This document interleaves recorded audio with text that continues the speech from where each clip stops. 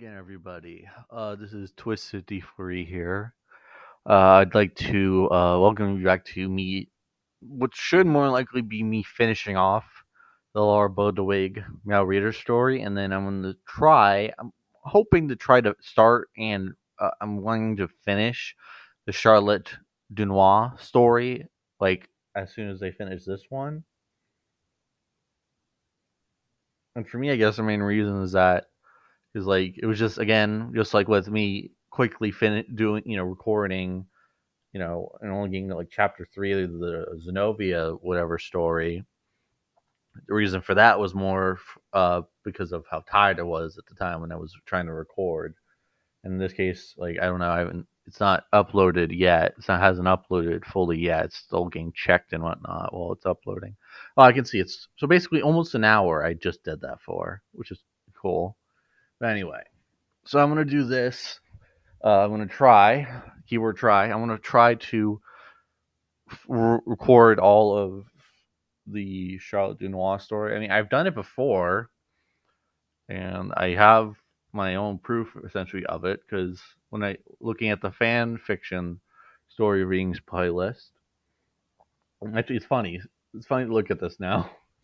So the first one I did of these was me reading it as myself in the place of the reader for the Austin story. I didn't do like the most creative like thumbnails at the time. I just kind of did this where it was like Austin X male reader story read by me, and then kind of the same thing for the Medusa one and the Rios Gremory one. And then I put it as and that was all in late 2021 with in December. Then Then I did the I read the I read the Avatar one start of January 2022. Then I read the Laura Bodewig story, the Lin Ying Huang or Reen story, and then I did the Charlotte Dunois, and it was like 58 minutes, an hour and 10 for those. And then obviously everything else I've as I've said I've done. I did age restrict one of my more recent, and it was like my recent. I mean, literally yesterday, and that was the what I dubbed as the Yandere love triangle of Yunogasai, my blonde-haired OC, who I put the name as Aiden Gray, and Ayano Aishi, because of how explicit the whole story was, especially at certain points, to where I basically like not threw my hands up really, but like I was just like I don't. In my mind, I was just like I rather not get screwed over by YouTube, so I'm just gonna do the thing I think is proper and age restrict it. So yeah, there's that. Anyways, I'm gonna try to finish up, like I said, finish this one up because we have one, two, three, four, five, six or so chapters left here for this particular story because we finished off at chapter 14. Then my full plan is to uh what is why am I struggling now? What is my plan? Oh, to try to fully do the reading of the Charlotte Dunois Rail Reader story. Get that done after I finish this, and then maybe try to start a whole new one, which is going to be with Asia Argento from High School DxD. Anyways, chapter 15. Girls are confusing. Due to the lack of beds on the carrier, everyone had to share beds. Since it was weird for two guys to share a bed, you got stuck with the girls pushing Laura onto pushing Laura on to share the bed with you. You end up waking up with Laura nestled to your side and your arm around her. Since you couldn't move your arm due to her laying on it, you just hoped she didn't wake up and hit you for it. Somehow, Chloe had also crawled into the bed and was sleeping on your other side. You were starting to sweat until Hoki walked in. She started laughing at you and went and shook both the girls awake. Laura woke up slowly and noticed she was curled up next to you. She started blushing and whispered an apology when you grabbed her and hugged her. She was taken surprised by it, but when it wore off, she hugged you back. Chloe hugged your waist, not wanting to wake up until she realized what was going on. She immediately jumped out of the bed. Everyone immediately went to get dressed and get ready for the landing of the boat. Once the boat had landed, everyone got their stuff and IS units ready to disembark off the ship. You're setting foot for the first time in Germany when what you didn't expect was a squad of women to meet you. Welcome back, Captain Bodewig, said the squad leader, a woman with short black hair. It's good to be back on familiar territory, Commander, Laura said with a smirk. Laura immediately went around inspecting the squad, giving advice and helping the girls out with making sure everything was in order before calling for a briefing. Once the briefing started, you noticed most of the girls were listening, but they were also paying attention to you. You were sure it was due to you being the second male to ever pilot an IS unit. After all, it's a rare thing for an IS male to be an IS pilot. Once the debriefing was done, the squad started moving out to prep for the battle. The plan was to attack during the night, and these girls showed their loyalty to Laura like their life depended on it. Now it was a waiting game until everyone was set and the night had fallen. Laura had drawn out the schematics for the grounds of the facility in each building, or of the grounds of the facility in each building. You just hope no one got hurt in the attack, but considering you're the weakest link, you had to be the most careful out of everybody. Chapter 16. Everyone waited nearby the facility until it was completely pitch black out, as to have covered by the night sky. Once everyone got into positions, the squad leader, called Clarissa, called in the artillery and had them fire at the facility's motor club to save their vehicles. Once the bombs hit, you heard Laura call out to destroy the reactors to knock out their power. Laura and Cecilia snipped two of the reactors uh, hit two of the reactors, hit them dead on, while Tatanashi used her cannon to hit a third, leaving Reen and Charlotte to take out the last one while you played defense, taking out the ground troops to prevent them from using a counter assault. Or performing a counter assault. It took less than 7 minutes to knock out all their four reactors, leaving the facility to use their backup generators to have the emergency lights on the facility. The facility came back on with minimal power, and Chloe, Laura, and you struck a hole in the wall to the building where the backup generators were. Once in the generator room, you manifest a sword that is your primary IS unit's weapon and struck the generators one by one, knocking out their emergency power, making the facility go completely dark once again. Everyone activates their infrared sensors on their S units and start making their way to the core of the labs. Laura was calling out the shots and making sure nobody got hurt. Surprisingly, the operation was going smoothly. The main part of knocking out their eyes went just fine. The squad commander was doing a really good job holding the enemy troops at bay. The black haired squadron had the upper hand on the defensive side, keeping troops from getting into the main entrance of the facility. Once everyone got down to the main labs, Laura started having everyone target the machines that ran the testing for IS units, taking out the main machines first and then going after the auxiliary machines. It took roughly about 20 minutes to destroy the lab completely. Once all the lab machines were destroyed, Laura called out shots to destroy the medical labs, leaving the enemies wounded with nowhere to go to heal quickly. After the medical labs were taken out, they went after the supply rooms, taking out the rest of the medical supplies and part of their weaponry. Once the supplies rooms were taken out, Laura had the team take out the bunkers. Unfortunately, the team had to actually have to kill people, which had weighed heavily on everyone because they wanted to do this without casualties. But new war came with a hefty price, which is very true. Once the bunkers were leveled out in debris, the last target was the armory. Ichigo was about to charge the door of the armory to break it down when he got shot in the chest. Charlotte saw the guy who shot Ichigo and killed him with one round straight through the heart, making the guy wheel head over heels and come to a complete stop on the ground dead. Charlotte had tears in her eyes, knowing she just took someone's life, but the pure hatred of them actually trying to kill everyone was enough to keep her going with a sane mind. Cecilia called in for medical, with Clarissa leading the medical team to get out of there and get him help. Fortunately, there was only one injury so far, and everyone kept going, with Tatanashi using a water crystal to blow up the buildings one by one until the enemy's armory was completely destroyed, causing the enemy to retreat.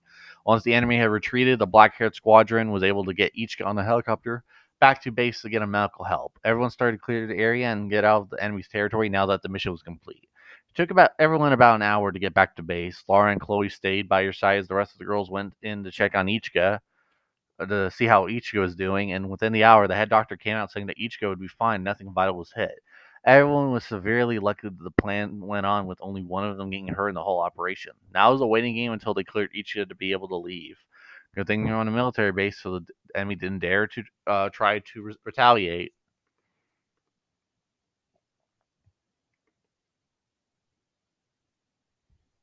We're almost there.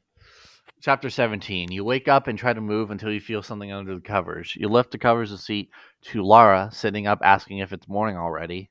She turns towards you and kisses you all of a sudden. You reach up and wrap your arms around her, trying to pull her closer until you hear someone clear their throat. You all instantly pull apart and turns towards the door to see Chloe standing there. It seems like she'd come back later. You two seem to be doing well together. Chloe says before turning and leaving, "Well, I suppose we should get ready and see how Ichigo's doing since he got shot," he said, turning her head from embarrassment. "Let's go," says Lara while getting her uniform on. Once you both are dressed, you both make your way out of the room towards the infirmary. Everyone was watching the two of you, knowing that the team took out a high defended laboratory.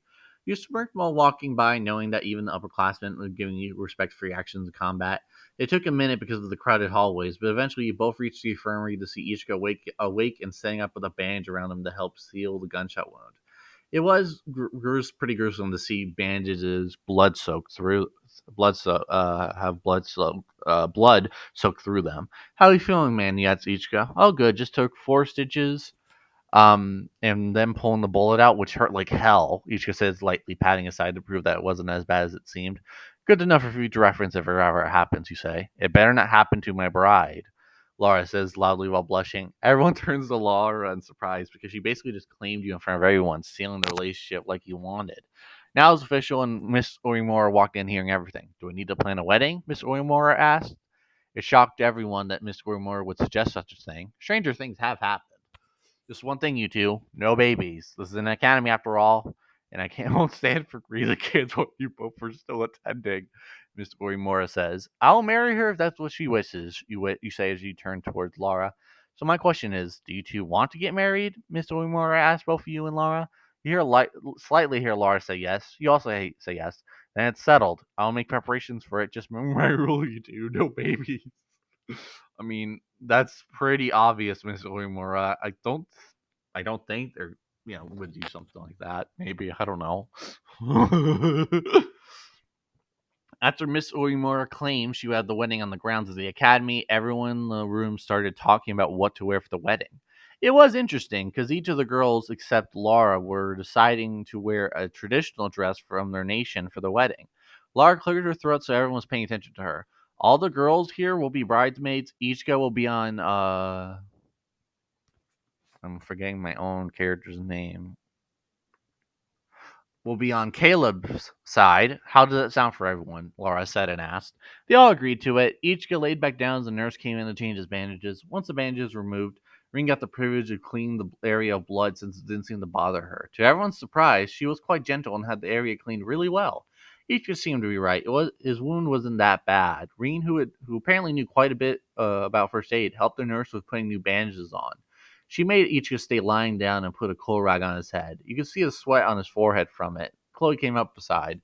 "I don't know too much about you, but thank you for being here for my sister. I hope one day that we can all be family. I hurt Laura badly, and I just hope I can earn her trust," Chloe said. You pulled Chloe into a hug. "You will be my sister-in-law. I already consider you family along with everyone else here. Why don't you help me and Laura with getting stuff for the wedding? Here's a picture of the ring that I want for her. Can you help me by going and picking it up?" you say and ask. "I will have it to you as soon as possible," Chloe says. You smile as soon as Chloe turns to take off and go get the ring. As soon as everyone was ready, they went off to go get outfits made while you and Laura were separated from getting your tux and her getting her dress for the wedding. It was going to be a very long day. It was already dark out by the time you got back to the dorm. You take your key and open the door to your room and find both Chloe and Laura there. You notice that Chloe had 2 suitcases with her. "What is going on here?" you ask. "Well, it's set up that you and Laura will be sharing one bed, so Mr. Umora decided to have me move in here and take the other bed. If you two ever need alone time, though, just let me know. I tend to stay up all night, so I can always give you guys space when you want it. Plus, I can help you guys with your homework since I'm out of school already. I have vast knowledge about each of your guys' IS units, so I also would know how to help you with them," Chloe said while bowing. "Gotcha. I think we should get some sleep, considering tomorrow is going to be a long, eventful day for everyone. I'm just glad I'm getting married to such a beautiful girl and hope to have a wonderful life," you say. Chloe unpacked her things while you and Laura slid the visor on and got changed for bed. Chloe got changed once everyone was dressed for bed. Chloe slid the visor back into the wall and everyone climbed into bed. You reach over and hit the switch for lights while Laura curled up next to you. It didn't take long before everyone was fast asleep.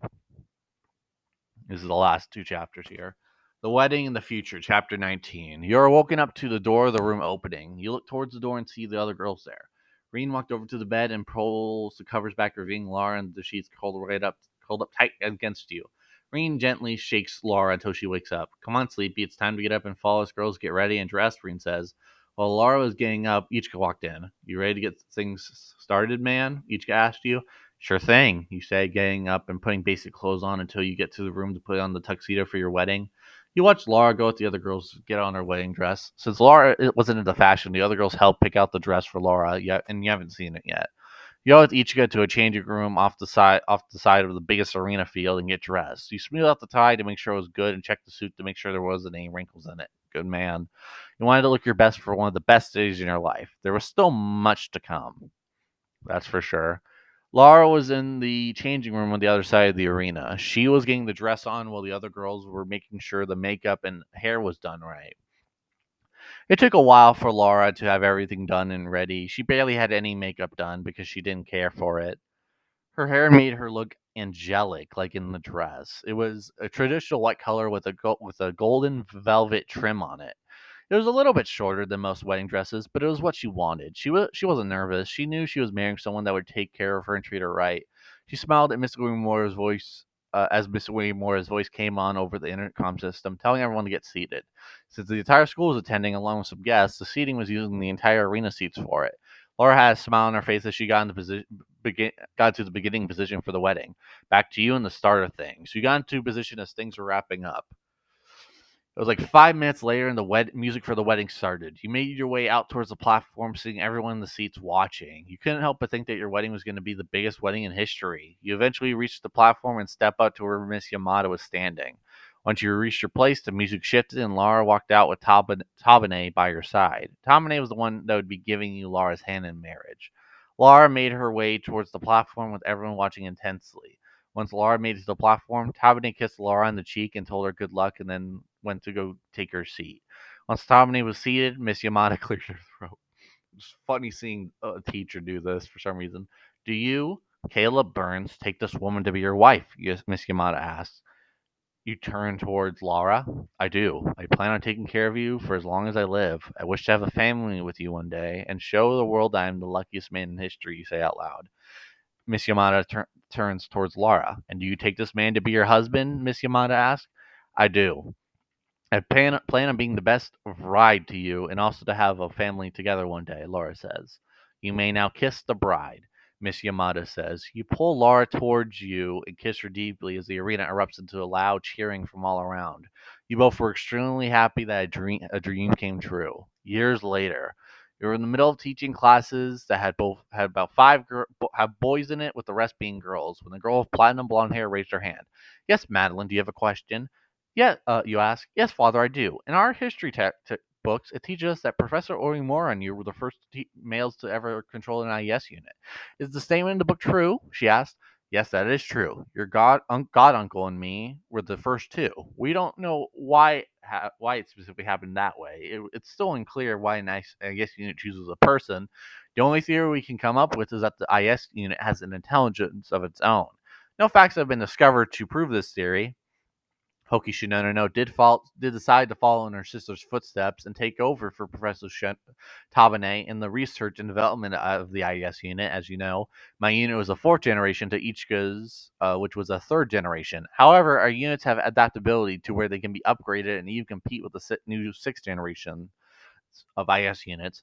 I'm glad you asked such a question. You can help but smile knowing that your daughter was going to be a brilliant scientist when it comes to the IS unit. So this is the last little bit, the bonus chapter, as it's put. Yeah, special. You wake up in your bed and look over to see that your daughter and wife are still asleep. You couldn't believe that it's been a little over 5 years, and it was your daughter's fifth birthday today, and you had plans to make it special for her. You crawl out of bed slowly to not wake either of them up. You head into the kitchen and start making some coffee in the coffee pot. After filling it with water and turning the coffee pot on, you decided to start a group call with everyone. It didn't take long before everyone had joined the group call. Everyone decided to discuss what they had planned for your daughter's birthday. The place had been chosen The place that had been chosen for her birthday was the IS Academy. Training Field 2 had been set for the event. Miss Moore gave special permission to hold the events at the Academy. We were just finishing up the call with Ichika and the other girls when Laura walked into the kitchen. Who were you on the phone with? Laura asked. I was on the phone with the others, making sure everything was ready. As soon as she wakes up, we are heading over to the academy, you say, while smiling, admiring your wife's beauty. You were just thinking how lucky you were to be married to Laura and having a daughter when you both heard a sound of running. Knowing what was happening, you spread your arms open, getting to catch your daughter. As soon as your daughter came in the room, she leapt directly into your arms, hugging you. You have to hurry up and get dressed. We are taking you somewhere for your birthday, you say towards your daughter. She gives a look of curiosity and replies, okay, before taking off again to get dressed. By the time you poured you and Laura a cup of coffee, your daughter came back in fully dressed. It was remarkable on how quick she could change, but of course it's something your wife had taught her. You couldn't help but smile as you grabbed the keys to the car.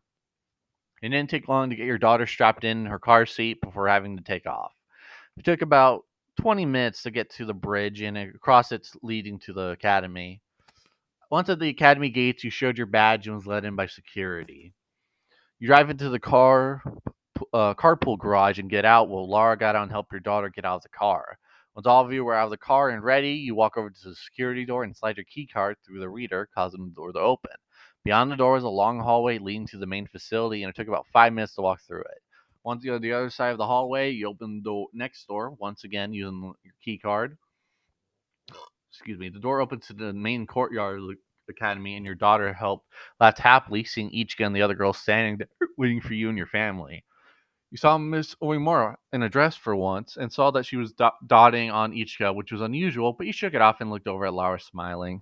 Once everyone had greeted one another, Charlotte had got the main task of taking care of your daughter since she was attached to Charlotte for some reason. Charlotte picked your daughter up and set her on her shoulders. Everyone was friendly towards your daughter while you traversed towards the field for your daughter's birthday party. Once at the field, the door slid open, revealing all the banners around the place and like half the academy yelling happy birthday. Your daughter squealed happily, and once Charlotte set her down, she went running out into the crowd of girls. Everyone was having fun when Hoki's older sister showed up to deliver a package. Everyone was unsure what it was because of the size, but it soon became apparent what it was once your daughter got half the package opened. Inside was a small AS unit. It didn't look like it had any weapon systems, just the capability to walk around in it. What is the meaning of this? Laura asked oddly. It's just a unit that is capable of basic functions. No weapon systems. I made it myself to make sure it would be safe for her, Hoki's sister Tabane said. Laura glared at you. Hey, if it doesn't have weapons and it's safe, I don't see anything wrong with her having it, you say. I suppose there isn't any harm, Laura says. The party went on for hours with the girls from the academy, making your daughter happy. Once your daughter had fallen asleep and the party died down with the IS girls slowly heading back to their rooms for the night, you went over to Miss Uemura. Would it be alright if we stayed here tonight at the academy? I want to get some training, and I also thought it'd be a good idea to teach her the basic functions of an IS unit here, you say and ask. I don't see any harm in it, but go ahead, but who are you going to have your daughter stay with? Mr. Gordon says and asks. Overhearing the conversation, Charlotte speaks up. She can stay in my room tonight. I don't mind taking care of her for the night, Charlotte says. You turn your attention to Charlotte. Thank you, you say. Lauren didn't have any objections since Charlotte used to be her roommate. Mr. Umura calls out to Tatanashi and gave her some orders. After Miss Umura was done talking to Tatanashi, she had you follow her to a room. Tatanashi gave you a card to the room, and she said she would check in on both of you in the morning. After thanking her, both you and Laura go into the room and see that it's made into like a small apartment. You had to take a second look at the key card and notice that it said Caleb and Laura's apartment. You couldn't help but smile, knowing that you had your own small place at the academy to where your daughter was going to grow up to be a fine IS pilot someday. So yeah, that was the end of the story. I do hope you all enjoyed this. I do realize I've made part of some of my playlists on YouTube a little confusing because I have ones set for different things. Like, for example, I have one set for whenever I finally record reading the Konako fanfiction story, or Akina's fanfiction story. And I initially, until I put the parts in, didn't have anything for Zenobia. So it's like I feel like some of these, if they're from the same anime, I could probably just put them where they are and leave it at that. Like the Cell Vermilion one, that can stay as is. I feel like that being a separate playlist because it is more likely a separate playlist. And then I could probably remove maybe the Rhea Ripley fanfiction story playlist thing because I have a wrestling fan fiction stories playlist essentially. So I don't think I really need to do that. But yeah, I just thought I'd decide to just bring that up real quick while I'm doing this. But yeah, hope you all enjoyed this, and yeah, once I finish like filming this, I'll definitely start the Charlotte one. Like I said, my plan is to finish it fully, so that I don't have to make a second recording. Yeah, hope you all enjoy this. Bye bye.